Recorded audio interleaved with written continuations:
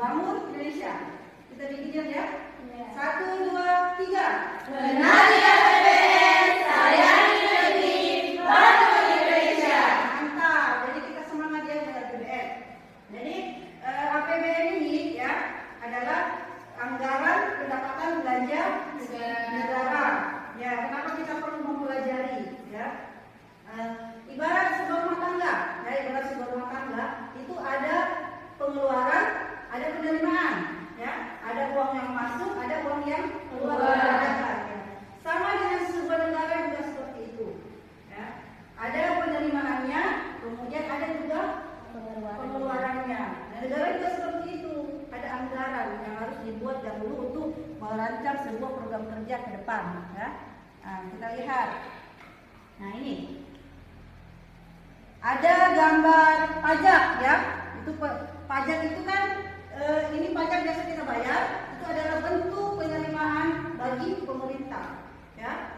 Nanti dikeluarkan untuk membangun ini ya, pembangunan seperti ini, kemudian ada subsidi, ada pembangunan seperti ini, itu semua tercantum dalam APBN. Yang penerimaannya dari sini ya, kemudian pengeluaran nanti dalam bentuk seperti ini ya. Daftar yang memuat rencana penerimaan dan pengeluaran negara selama 1 tahun ya. Jadi APBN itu biasanya nanti disetujui oleh DPR ya, diajukan oleh pemerintah, disetujui oleh DPR. Nah, menurut Undang-Undang Nomor 28 Tahun 2022 ya, APBN adalah rencana keuangan tahunan pemerintahan negara yang disetujui oleh Dewan Perwakilan Rakyat. Jadi rencana keuangan ya, melaksanakan kebijakan keuangan ya, selama 1 tahun. Kemudian fungsi perencanaan. Jadi APBN ini adalah bentuk rencana kerja pemerintah. Apa yang dijalankan dalam 1 tahun itu ada di dalam APBN ya. Kemudian fungsi pengawasan. Jadi pengawasan itu fungsinya untuk mengontrol kegiatan-kegiatan pemerintah. Jadi ada semacam alat evaluasi. Oh segini anggaran yang dikeluarkan. Oh sumber penerimaan dari sini. Fungsi distribusi. Jadi didistribusikan itu harus secara merata, ya, tidak merugikan. Kemudian fungsi stabilisasi. Jadi APBN ini berfungsi untuk menstabilkan kondisi keuangan negara. Itu fungsinya. Selanjutnya di APBN terdapat apa saja strukturnya ya. Di APBN itu ada pendapatan negara dan hibah ya. Jadi penerimaan negara itu dalam bentuk pajak. Ya, pajak nih ya. Ada penerimaan pajak. Jadi semua pajak yang masyarakat bayar itu merupakan sumber penerimaan negara ya, untuk digunakan kegiatan. Kemudian ada penerimaan negara yang bukan pajak, ya, ada penerimaan hibah. Nah, ini dari sisi pendapatan.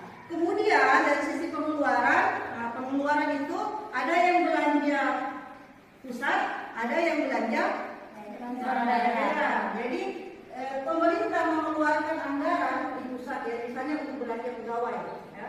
Itu adalah contoh dari belanja pusat. Kemudian ada juga dana yang memang dialokasikan ke pembangunan daerah, jadi ditransfer ke daerah. Jadi misalnya untuk dana otonomi daerah, ya, itu dari APBN.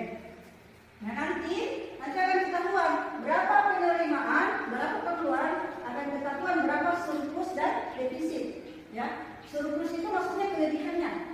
Jadi misalnya pendapatan lebih besar daripada belanja berarti surplus. Ya, kalau pendapatan lebih besar, lebih kecil daripada belanja, ataukah belanja lebih besar berarti defisit. Nah, pemerintah harus mengeluarkan dana banyak. Akhirnya pemerintah mengambil langkah utang. Nah, seperti itu ya gambarannya di APBN. Kemudian ada pembiayaan yang selanjutnya tadi ya. Tapi utang itu kan digunakan untuk hal-hal yang produktif. Jadi bukan bantuan negara banyak utang, tapi digunakan untuk hal yang produktif yang lebih menghasilkan. Tapi untuk pembangunan negara, ya. Itu struktur. Selanjutnya, ini gambaran APBN 2023 ya.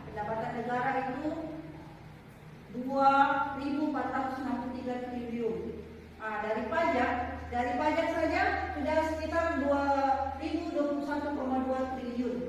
Ya.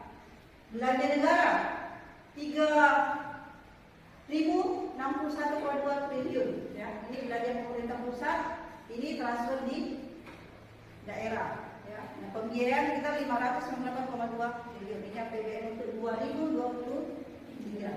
Ya. Oke, sampai di sini ada yang mau bertanya? Apa itu fungsi alokasi? Ya. Pertanyaan yang bagus sekali. Tadi sudah sempat saya jelaskan. Ada yang bisa menjawab?